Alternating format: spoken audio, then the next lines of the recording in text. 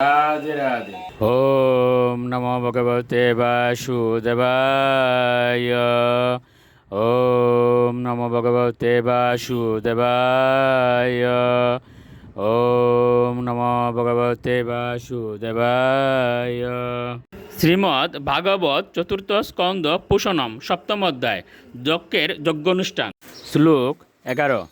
ভবস্তবায় কৃতোদির নাশ ক্লুদনুরাগত উৎকণ্ঠাৎ বাষ্পকলয়া সম্পরেতাম সুতাং স্মরণ।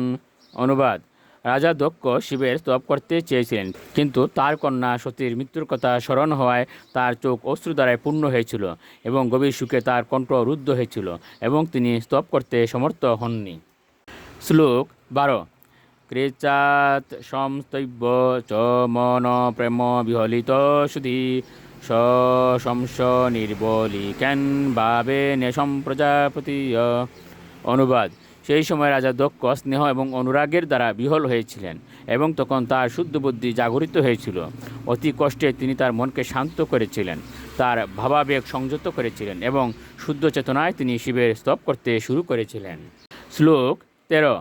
দক্ষ উবাচ ভবান অনুগ্রহ ভবতা কৃত মে দণ্ডস্তয়া ময়ি বৃত যদপি প্রলব্ধ ন ব্রহ্ম বন্ধুষু চ বাম ভগবান অবজ্ঞা তুবম অরেশ্চ কুত এব ধৃত ব্রতেষু।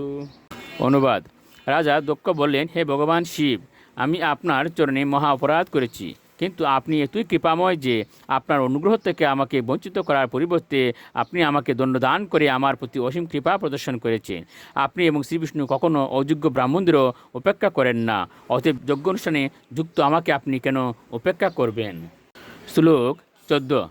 বিদ্যা তপব্রতদরান মুখত স্ম বিপ্রাণ ব্রহ্মাত্মতত্ত্বম অভিতুম প্রতমম তম স্রাক তদ্ব্রাহ্মণান পরম সর্ববিপৎসু পাশি পাল পশু নিব বিব প্রগৃহীত দণ্ড।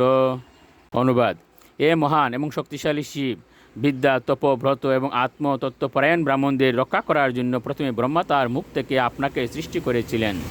গোপালক যেমন দণ্ডহস্তে গাভীদের রক্ষা করে, তেমনই আপনিও ব্রাহ্মণদের সমস্ত বিপদ থেকে রক্ষা করার ফলে ধর্মকে রক্ষা করেন। শ্লোক 15।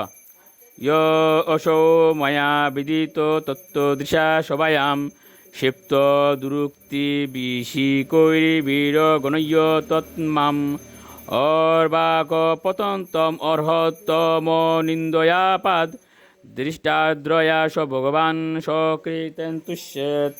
অনুবাদ: আমি আপনার পূর্ণ মহিমা জানতাম না, তাই সভাস্থলে আপনার উপর আমি দুর্ভাগ্যরূপ বাণ বর্ষণ করেছিলাম, যদিও আপনি তা গ্রাহ্য করেননি। আপনার মতো পরম পূজ্য ব্যক্তিকে অবজ্ঞা করার ফলে আমি নরকে অধঃপতিত হতে যাচ্ছিলাম, কিন্তু আপনি কৃপাপূর্বক আমাকে দণ্ডদান করে রক্ষা করেছেন।